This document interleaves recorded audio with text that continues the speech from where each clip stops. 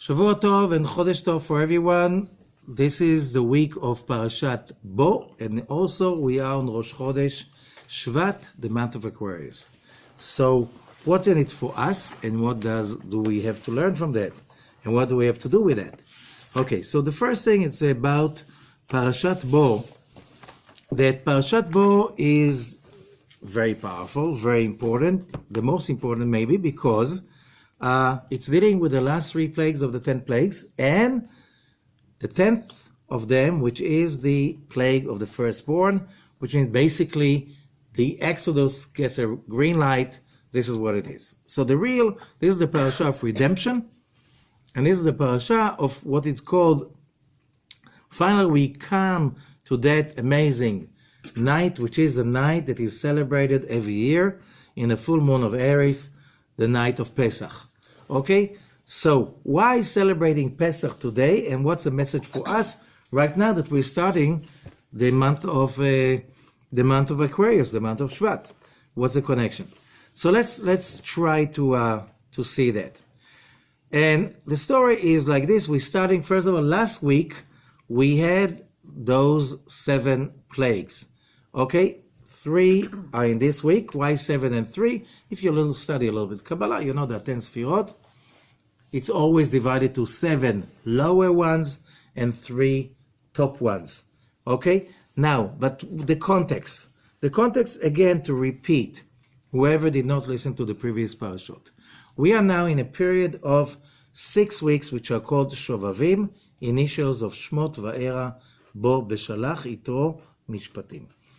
What does that mean? It's 6 weeks that cover the story of the Exodus, and that means that yes, it has an historical meaning. Of course it has, but the real meaning is that the same way there was an opening for this revolution in people's perception, as we explained, that revolution comes again every year, and we can take a ride on this wave that is coming every year in this time of the year. And what is the wave? We explained that every human being, being a human being on planet Earth in a body, you are in a kind of an Egypt. And we said Egypt in Hebrew is Mitzrayim. Mitzrayim does not just mean Egypt. Mitzrayim means something that is narrow. So let's say you are in business, working in anything, or art or science. Everybody needs to get out of the box. What is the box? The box is the narrow thinking, which is your private own Mitzrayim, Egypt, that you have to get out of. If you don't do that, how do you justify waking up in the morning? Living yesterday all over again? This is impossible to justify. Why? Because it's getting stale. Okay? So I need to make a different every day, and how I have to get out of the box. Sometimes in a small way, which usually most people do, or you have to choose to do it on a big scale, like we have to do. Every person has to do that. In every aspect of their life, we have to do this act of breaking through and rediscovering ourselves, the world we live in, and especially the way we perceive things. And that's why we explained the name of the book is the book of Exodus. However, in Hebrew it's called the book of Shemot, which means the book of names. And which names? The names we call God. How many gods do we have? Only one. But we experience the Creator and the creation according to our own state of mind, according to the box that we are in. Changing that consciousness is basically the process of real redemption. Now, in the previous week, we learned something really important. We learned that the purpose of the journey of humankind is to learn that Hashem hu Haelokim. What does it mean? To learn that whatever we experience, although our brain or our state of mind or understanding, our logic, has interpretations that will say, this is bad, this is horrible, this is not supposed to be in my life, I wouldn't like to have that in my life, I would prefer not to have that in my life, and so on. If you have a very powerful spiritual state of mind, the Zohar says, this is the first stage of spiritual growth, is to realize that the light of the Creator is everywhere. He is in the big picture, and he's also in the details. Which means everything that happens is in connection with the story of our way towards perfection and completion. Everything is for the good. Everything is surrounded and filled with the positive light of creation of the Creator. And our job as human beings is to get in touch with that aspect of the creation.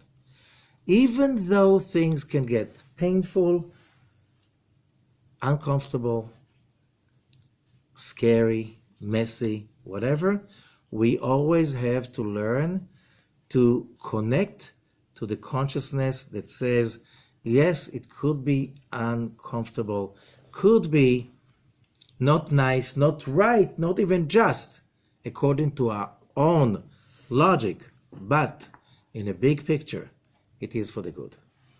Now, understanding that, the Zohar explained last week, is crucial. Why is it crucial? Because as long as a person does not come to the fruition, what do I mean to the fruition? A fruit is not always tasty when it's on the tree. Mm-hmm. Most of its days on the tree, it is horrible taste, right? Mm-hmm. Impossible to eat. And you know why? If it would be good, we will eat it before it's ready. Okay? So the way to protect it is simply to have it in a terrible state of taste and texture, so we don't get it off the tree before it's ready. Okay? We can do that. We're very good at doing stuff like this. Okay? Like slaughtering the chicken that lays golden eggs, and then waking up and saying, like, what did I do? Like, people have that people are people. And that's what they do. Okay? Now they have to go through the process. The same thing, you can look at a person and say, you know, that's what the Kabbalists. What if this person is not nice? He's not ready yet. Like the fruit on the tree. All those fruits will finally become so sweet and tasty and smell so good. They didn't start it this way. Okay? So the same is with humanity. And here we learn that the first big chapter that led the story was all of those souls coming to reincarnate into Egypt and to go through that process that is called the iron furnace. And Rabbi Ashlag explains in his article about loving others as you love yourself, how else can you get a bunch of people to agree to the idea of loving others unless they went through such a hard time in Egypt? The rest of mankind was not ready for that. Was not ready for that because people were so busy with their own limitations. Which means, when you are stuck in that limitation, says the Zohar, and you are not in that place of fighting for that consciousness, that the light of the Creator is everywhere, that the procedure is run by the Creator all the time, even when it doesn't look like this. Even when our logic is totally alarmed, this is impossible. Why, says the Zohar, why is it that important? Because that was the beginning when Moses is starting to teach the Israelites that idea. It's the beginning because the Zohar says you can give the person the best treatment in the world. Mm-hmm. If the person is mentally still in the bitter state of the tree, he will be sure you're trying to take an advantage, right? He will never see your good intentions, okay? If you show a person how things get in this world miraculously, the Zohar says they will think it's witchcraft, black magic. It's like you need to have your mindset ready to be able to experience miracles. Okay? And what is miracle by definition? In the simplest, deep way of definition, miracle is nes, and nes means to go above your teva, your nature. Okay?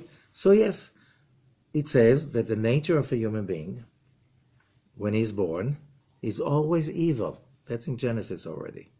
Always thinking evil all day long. What's evil? Ra. Ra has two meanings. One, Ra is initials of Ratzon Atzmi, selfish desire. Okay? Ra is also the name of the main god of Egypt. Okay? So when we are talking about fighting that Egypt, we're talking about fighting that bondage that each one of us is stuck in. And each one of us, if we are here, we have some Ra to overcome. Why? Because that Ra is our bondage, is our dungeon. Overcoming that, that's a miracle. What does it mean? The miracle is going above your nature. My nature is, I'm suspicious, I can't stand people, whatever, and overcoming that and being able to be open and warm unconditionally, that's a miracle. Okay, that's a miracle. The biggest miracle. Other miracles are not really important. You can get, see something that looks really miraculous. And people do that, and they, wow, wow, wow, and that was entertainment. A real miracle is when a person really can alter his own nature, change his own reactions to stuff, and totally transcend his perception of reality from bitter and negative to sweet and positive, from being a pessimist to be an optimist. This is a miracle. So when we are talking about the 10 plagues, Rabbi Zakluria, when he explains the big story, says the world was created by 10 sayings. Correct? If you go to chapter 1 in Genesis, and you'll see that 10 times that it says, and God said, let there be. And it became. They are the 10 sayings. What does it mean, 10 sayings? And the answer is that you don't need to speak to make a statement. The sayings are basically projections of emanations that are called the 10 Sephirot, the 10 shining illuminations, that these are the basic forces that the universe needed in order to come to the way it is. Now, because of the sin of Adam, and later on his descendants went on partying, doing a lot of not nice things, the result is those 10 forces got really, really blocked. And living as a human being was not that nice anymore. Not at all. Why? What's the problem if it's not nice? What's the purpose of creation? The basic understanding of the purpose of creation is to leitiv lanivraim, to do good with the creatures, which means we were created with a desire to receive pleasure because the light is what emanates from the Creator, and if there's no one that enjoys the pleasure, so if you don't have a customer, your product is meaning nothing. So we were created as customers in the first place. God's customers. How do you really do your job? Consume pleasure, happiness, excitement, feeling good, being fulfilled. That's our job. When we are not doing that, everything else falls apart. Our body, relationships, everything is falling apart. We just have to learn to do that. The question is, the question is, how do we do that? Because it doesn't look like it's simple. Everybody wants to be happy. Very rarely you find people really make it happen. I'm talking for a long time without, usually people are getting happy once in a while here and there with a long space in between moments of happiness. Supposed to be the other way, which means long times of happiness and here and there some moments of darkness. Okay? But how do we get there? How did we get there? And the answer is, as humanity corrupted and now it's on its way out, still, when you are not in line, in affinity with the light of the Creator, what does it mean?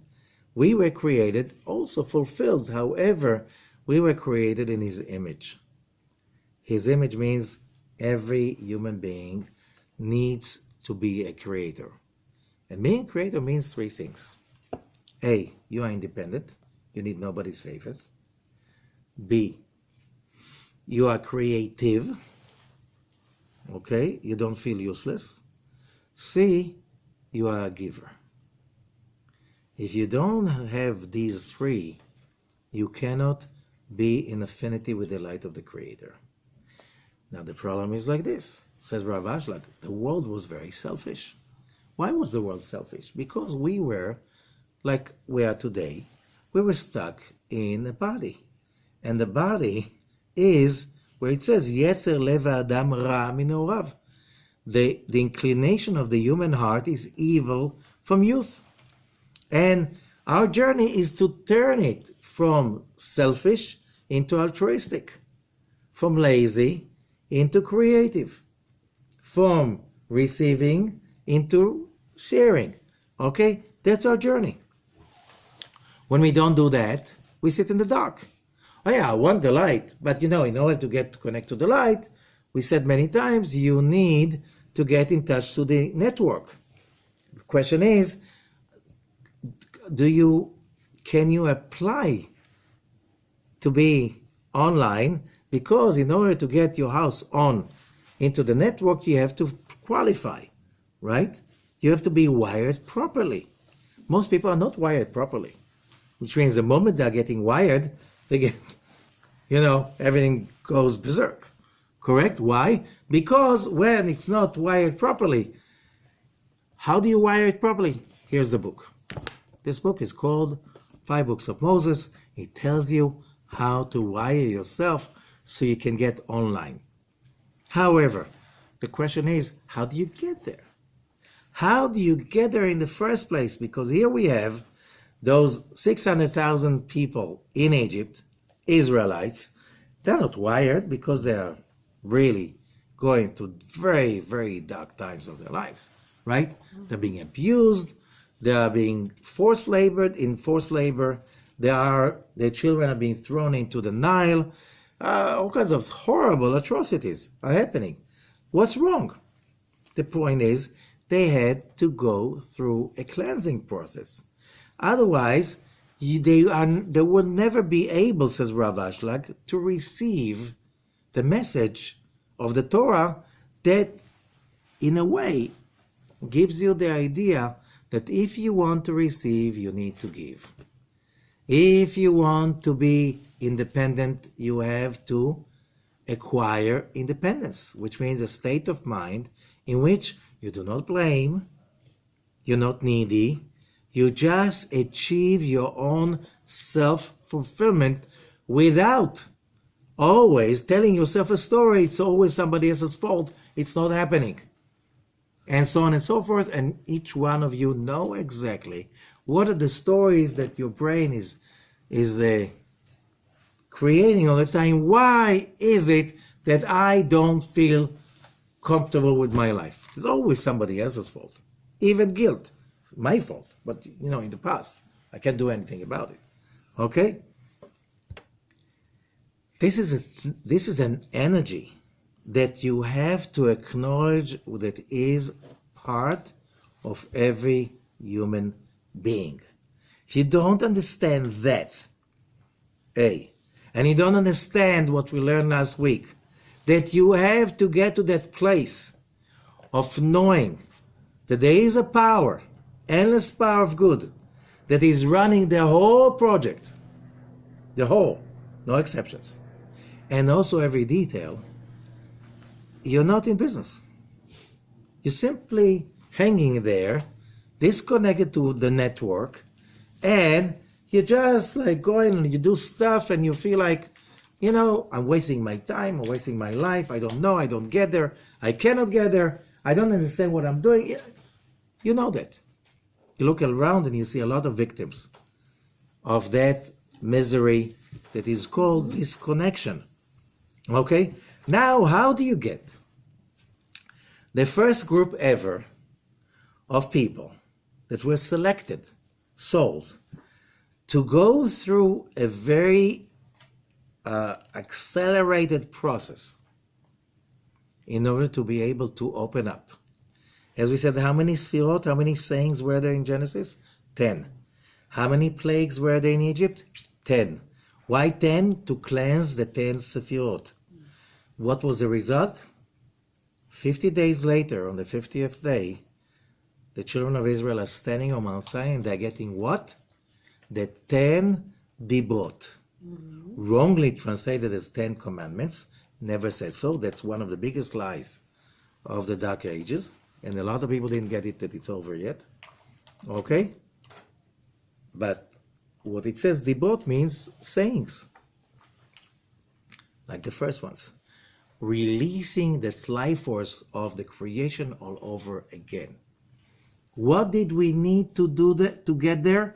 We needed to get cleansed and transformed. First 7 plagues, last week, that's the first stage of cleansing.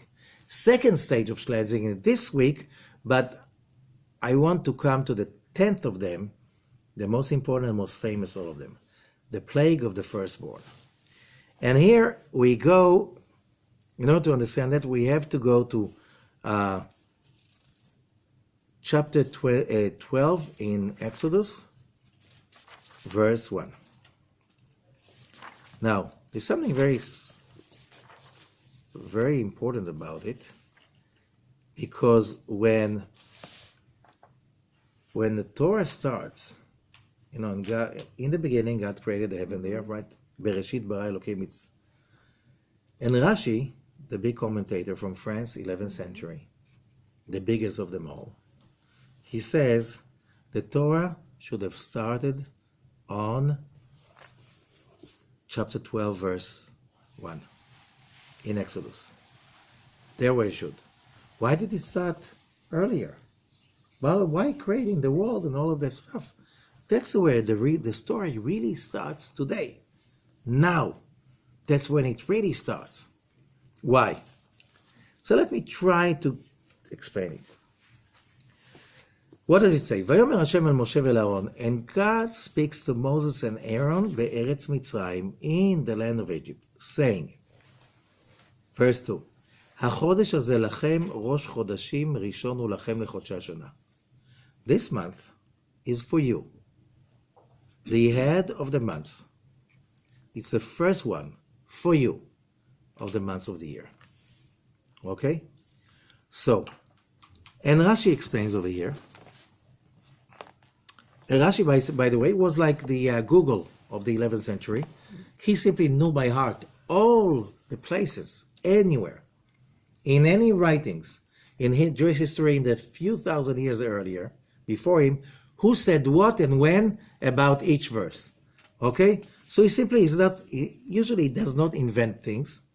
He brings it over, and sometimes he adds some stuff, but he was not just wise. He had access to the network.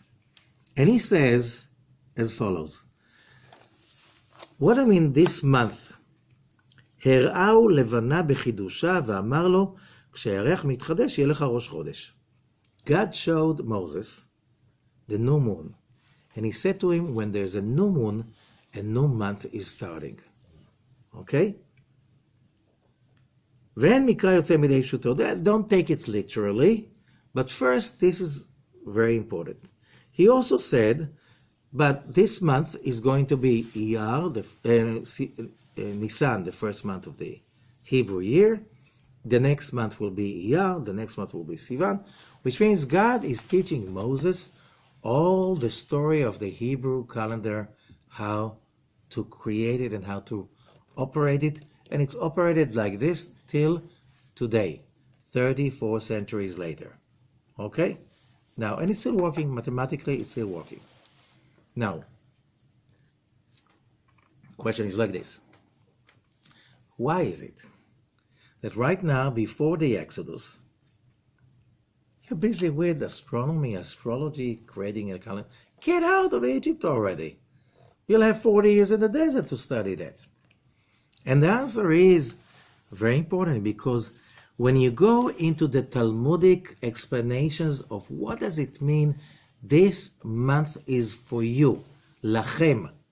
And the word lachem appears twice. Lachem appears twice because it's the word melech. Same letters as melech.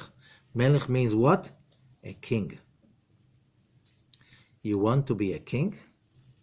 Which means you want to be the king of your world? It starts with understanding that you can go above the stars, the planets, the constellations, destiny, with the power of your own mouth. The Talmud says that Moses was taught that when Israel, the nation of Israel, is deciding to start a new month, and sometimes they could make a mistake. Let's say even when they make a mistake, God will follow their directions. For instance, look at it. Whoever was yesterday in the synagogue, it was the announcement of the new moon. Okay? When was the new moon? The new moon was, the announcement said it in Saturday morning, yesterday morning, right? Early morning. Okay? The real new moon was Friday night. Okay? But when is the new moon, the new month starting? Tonight. Right. Sunday night. Why? And it's many times like this. Why? It should have started last night. Okay? Maybe on Shabbat, Friday night, when the new moon is. No. In the calendar, the Jewish calendar, there are some places that you move stuff around.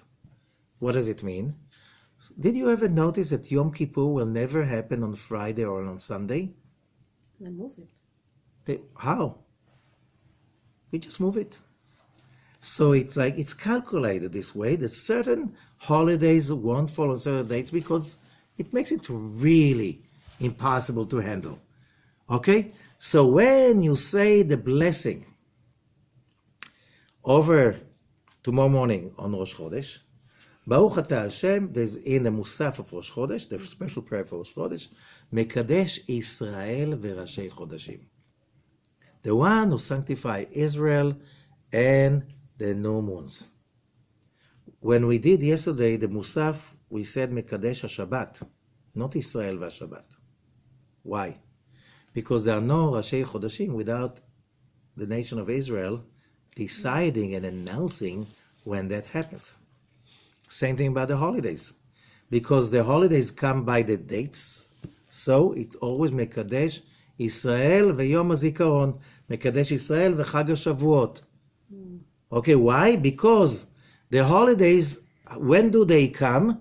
We decide. And here goes the Talmud into explaining what's the power of the mouth. The way you speak, the way you create your life. Abra kadabra. Which means in Hebrew, I create as I speak. Which means a person must respect his mouth and realize that when you speak, you create reality. Never, says the Zohar, ever say nonsense. Never ever say bad stuff on others and especially about yourself. Why? Because the way you speak, your reality is being created. So you watch your mouth. And either you can be really afraid that you might say the wrong stuff, or you should be excited because here I can create destiny by using my mouth properly. Okay? You want to be free? You want to go out of Egypt? You have to take responsibility and assume position that you are now going to become, from now on, a co-creator in the story of the universe. This is where the Torah really starts. Okay? There were introductions, but this is where a whole nation gets the idea. Why do you need it now? Because you want to get out of Egypt. You have to assume position. You have to get the idea that from now, because think about it, till now, what is the place of the nation of Israel in the story? Totally passive. Right? Moses and Aaron, they are doing the job, okay? Together with the Creator, the nation of Israel is simply watching it from the side. It was not easy for the Israelites because we read in the Haggadah, the Passover Haggadah, V'chamushim yatzu bnei Yisrael mitzrayim. Some say it was only 50 got out of Egypt. Some say only 1 of 50. What happened to the rest of them? Not everybody wanted to be redeemed. Not everybody wanted to be excited. Not everybody wanted to take responsibility. There were people who stayed in Egypt, and there are people who were killed in Egypt because they sided with the enemy. Who's the enemy? The body consciousness. Now listen carefully to how it goes on. I'm still in chapter 12. Now we said verse 2 was about you want to be redeemed. You have to take responsibility that from now on, whatever happens to you, you are in charge. Okay? You're not a slave anymore. Okay? Then the next thing. Dabur be'aladat Israel, el kol adat Israel emor. That's verse 3. Speak to the whole congregation of Israel, saying, on the 10th of this month, they should take each person a lamb to a household. Okay? Now, why is that important? We have to understand, if it's in the same text, what the text starts with, you have to sanctify the moon. What do you mean sanctify the moon? It's not. You have to control the flow of mazal. Mazal in Hebrew means a sign, but it means also luck. Okay? You have to take control of it. It's not luck, which means random. It's whatever you decide upon. Mm-hmm. In order to bless the new moon, you have to do it right on the Shabbat before the new moon. So, on that year of Exodus happened on Thursday, which means the plague was Wednesday night. That was full moon. So when was the new moon? 2 weeks earlier, Thursday 2 weeks earlier. Blessing the new moon, you had to do it on Shabbat before that. Wow. So we are right now when? We are now almost 3 weeks at least before Exodus. And we hear, okay, first of all, you take over the months and the flow of destiny. And you have to believe in that. And you have to take charge. You have to step up. The second is, on the 10th day after the new moon, each household takes a lamb and tie it up in the house. The problem is that in Egypt, you have to remember, the lamb was a god like the cow in India. Can you imagine? You're catching cows on the street in order to slaughter them 5 days later in India? You're finished. You're finished. That needs guts. To take the lamb in front of the Egyptians. To say, here, we take it, we tie it up in our house. Why 10 days? 10 sfirot. And then you wait 5 days. And just before the beginning of the 5th day, on twilight, that's how the Torah says. This is Torah. Okay? It says as follows, and you should keep it and guard it, the lamb, the god of Egypt, okay? That was a ram god, that also, what's the sign of that month? Aries, which is the ram god, right? Mm-hmm. You keep it to the 14th day, just at twilight, before the full moon night is falling, right? And you slaughter the lamb, all the congregation of Israel, all at once, at twilight. You take the blood, you put it on the lintels and on the doorpost. And I already explained what the Zohar is saying. How does it look like when you put it on the door? Like the letter Hey. Mm-hmm. Hey is a number also, you know, in Hebrew, letters also numbers. Hey is a number 5. 5. That's where the Chamsa came from. The protection is the letter Hey. That's why if you go to original Chamsas, it was always a Hey over here. 5. Chamsa means 5. Okay? Mm-hmm. That's a Hey. Okay? Now, for protection, that's a letter Hey that does the protection, not the shape of the hand. The shape of the hand has something else to do with it, but it's all, that's a source, says the Zohar. And then, ve'achlu et habasar balayla. Then you eat, that night you eat the lamb. Al tuchlu mimeno na, you cannot eat it raw. Uvashel mevushal b'mayim, don't even dare to cook it in water. Kimtzli esh, only roasted on fire. Barbecue. Can you imagine the biggest, probably, barbecue ceremony in history? Okay? 3 million people participated in the ceremony. Why fire? Because we know that Aries is a fire sign.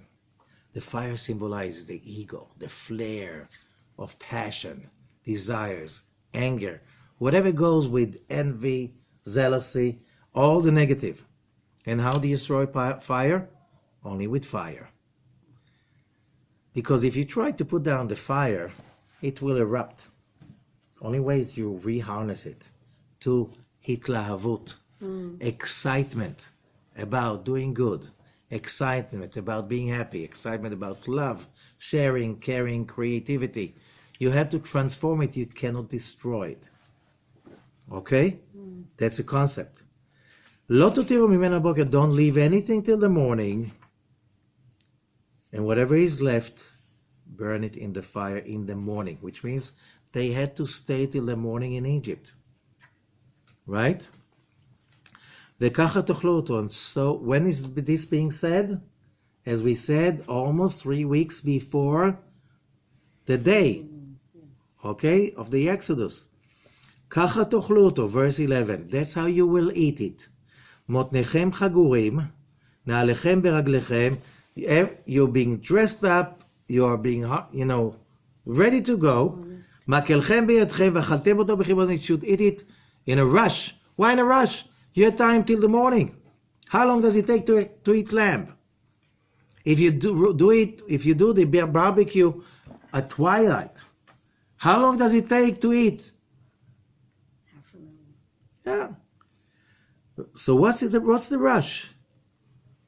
Okay.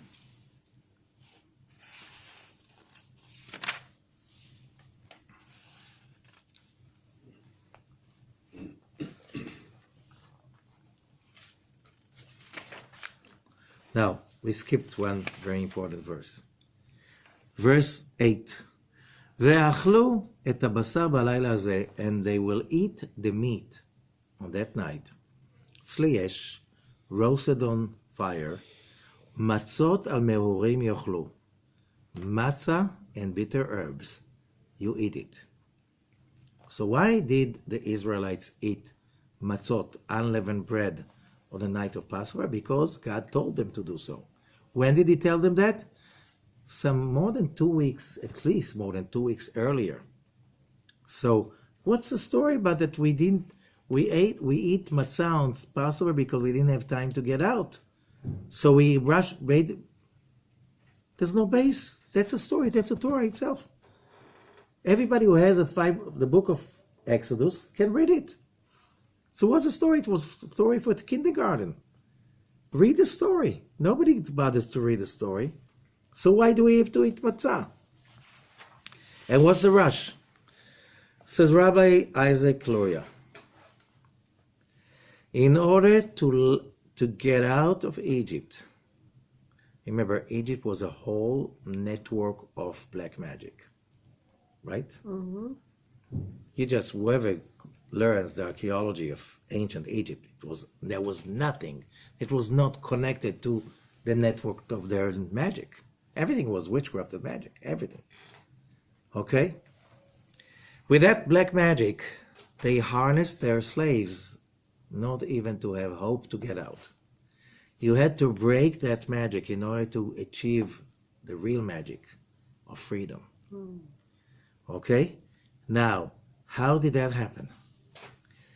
God gave them a script, buttons to push. First, you bless the new moon of Aries, the ram god. Mm-hmm. Then you start to control. 10 days later, you take a lamb. Just when just at full moon, you slaughter the lamb. You slaughter it with the consciousness to slaughter all negativity, all darkness, all desire to receive for the self alone. That was the biggest voodoo ceremony in the history of mankind. The result was, says Rabbi Isaac Luria, that a beam of light came from above and hit Egypt with the strongest power ever hitting planet Earth. That light burned up the network of Egypt, and they never recuperated from that. The same beam of light resurrected the Israelites. What does it mean resurrected? They were slaves, right? Right. Each one of us knows what does it mean to be a slave.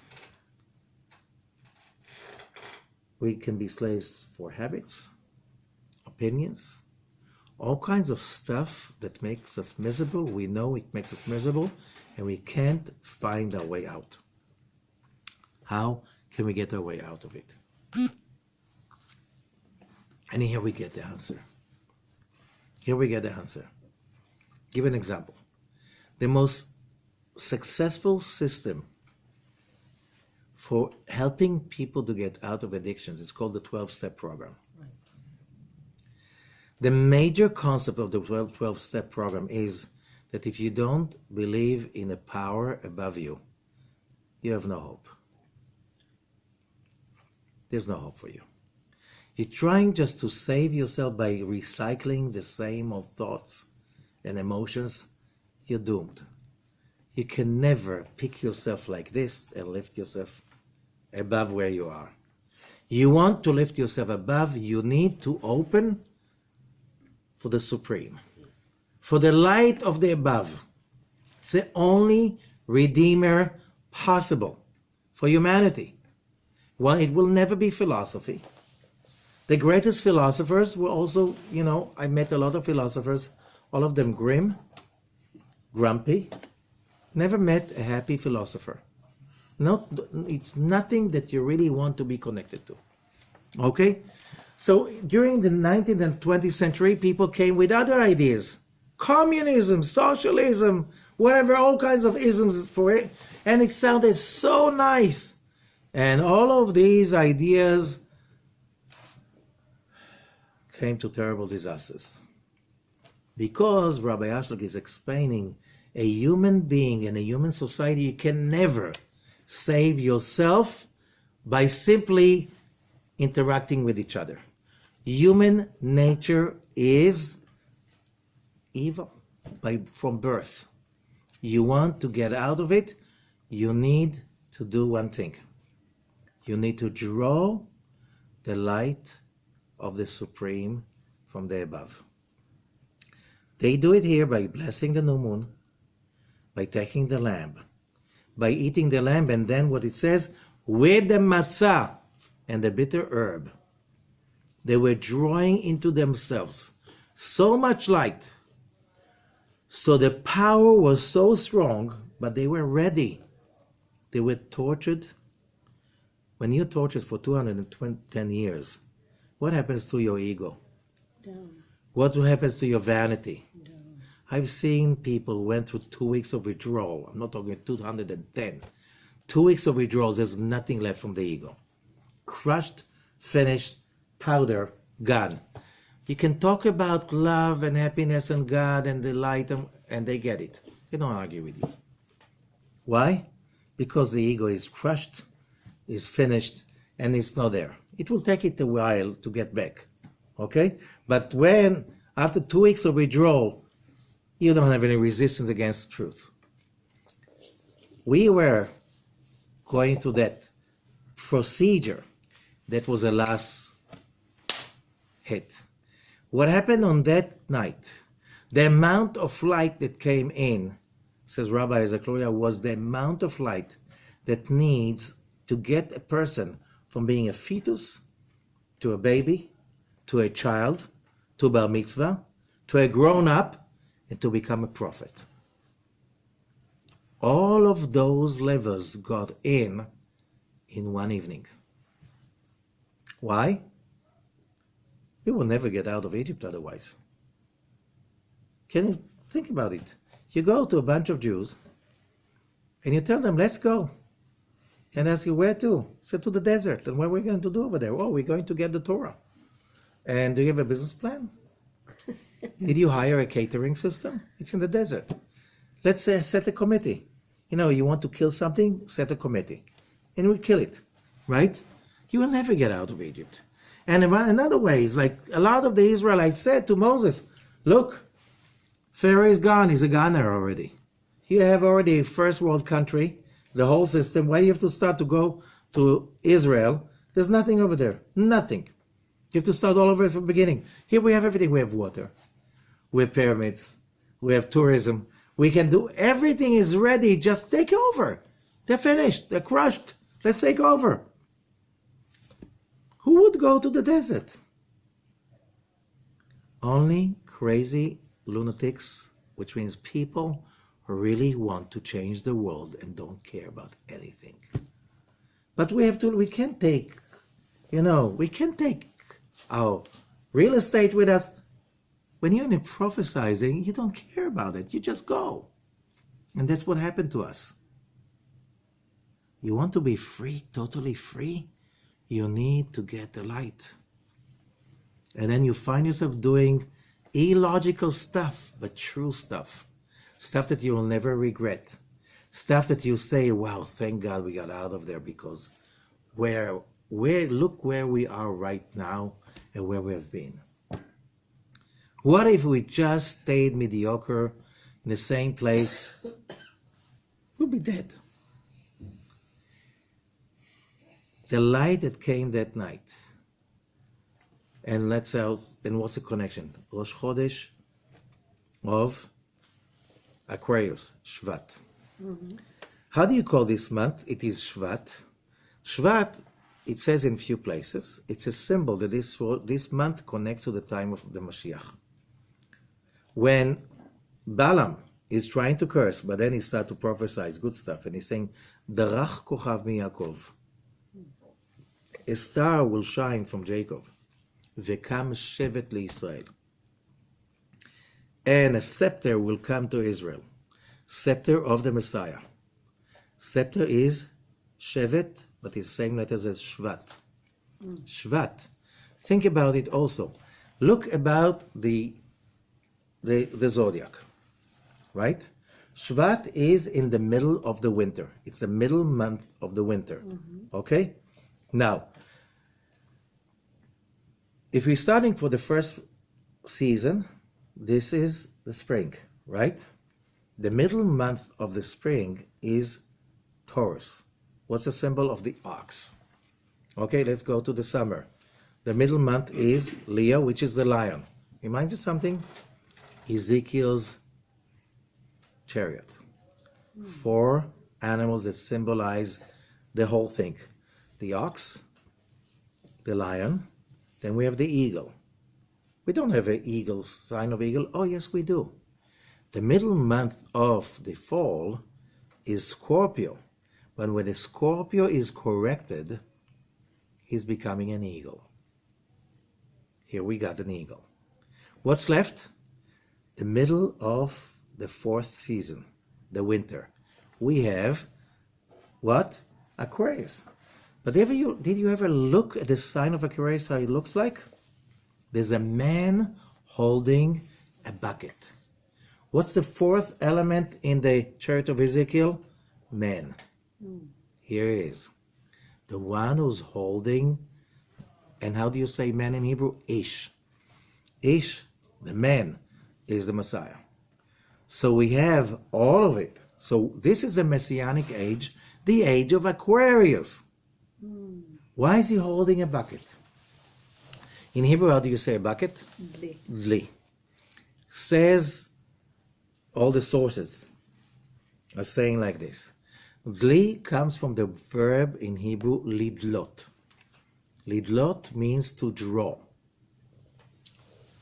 To draw what? Everything that flows. But here we're talking about bliss, plentiness, wisdom, and the light of God. If humanity wants to redeem itself, liberal ideas, capitalist ideas, all of them, the moment you try, you kill yourself. You try to come out in the research, in science, whatever you do, finally you have a problem. People have bad character. You give people power, power corrupts. Absolute power corrupts absolutely. And I don't think anybody could invent a system that has checks and balances for everything.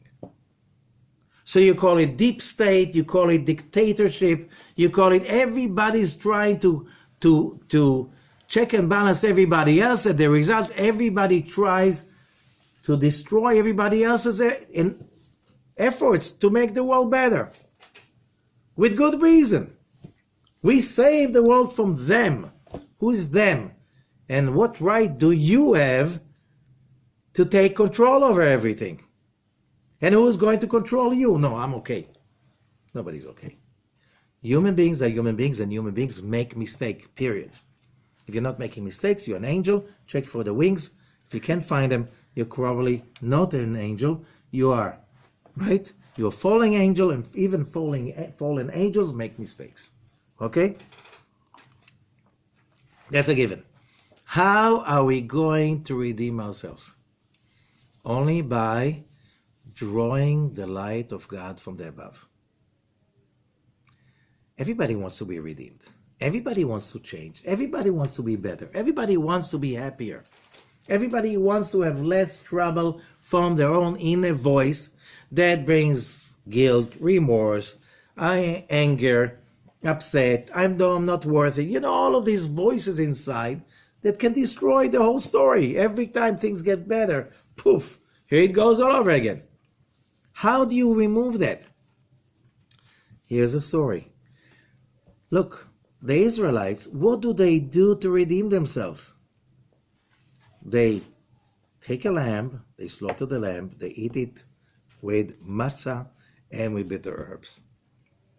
But they do make a conscious effort to connect to redemption. The ones who didn't perished. Okay?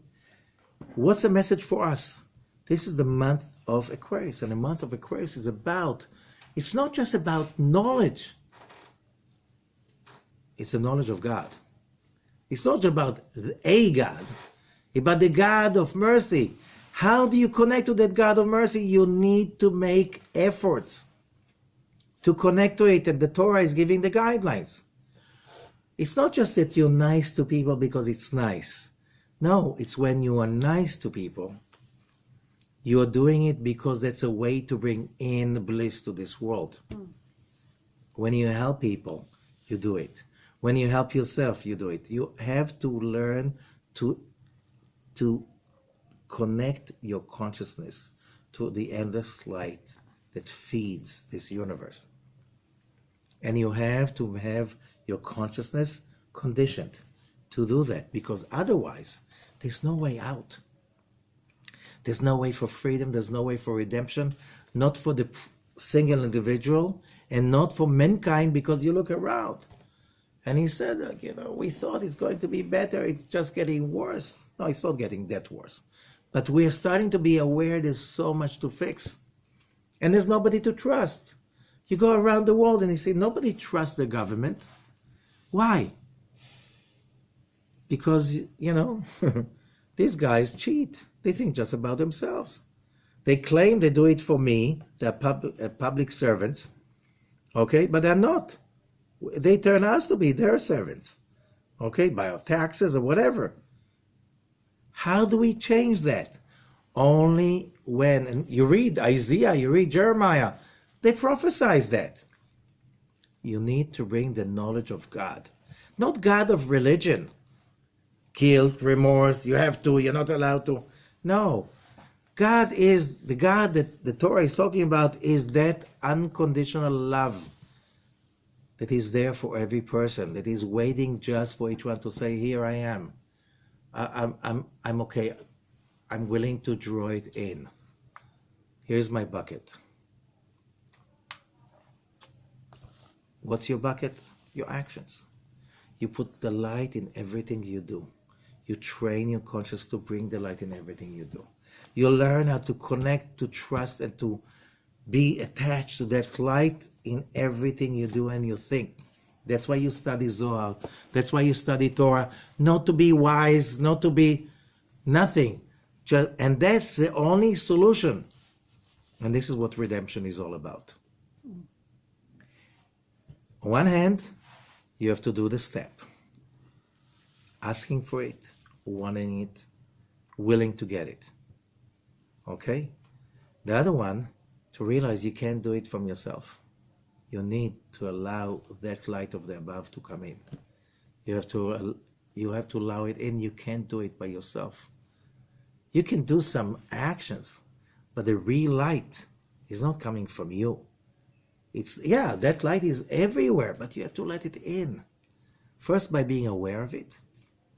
And second, by asking for it, wanting it, and not having that, I see people say, but I don't know how to pray to God. I never prayed to God. I can do everything by myself. You're kidding. By yourself? It's like the light bulb is saying, I can do everything. I can shine forever. What about the electricity? Oh, that's always there. No, it's not always there. You have to bring it in. If you don't bring it in, it's not going to be there. That light bulb can shine for hours and hours, then somebody turns the light off, and oops, no electricity. The light is gone. Yeah, but I was shining for... So, you were not shining. The light was shining through you. And when people start to understand that, and then you understand Isaiah when he says, when would it happen that the leopard will live together with the lamb and all of this beautiful picture? When the earth is going to be full with the knowledge of Hashem, of Youdkevitch, the connection to the upper world, to the light of mercy, love, sharing. It's not ideas, it's pure energy. Unconditional, not judgmental. Nobody judging us. Nobody. It's us trying to open up and bring it in. How do you know? When you do something that is really enlightening, what happens to the ego? Poof, go and look for it. What happens to anger? I can find it. What about judging other people? You don't feel like judging other people. Why? Because you're enlightened. The problem, how do you keep the light in? Oh, you have to go by the rules.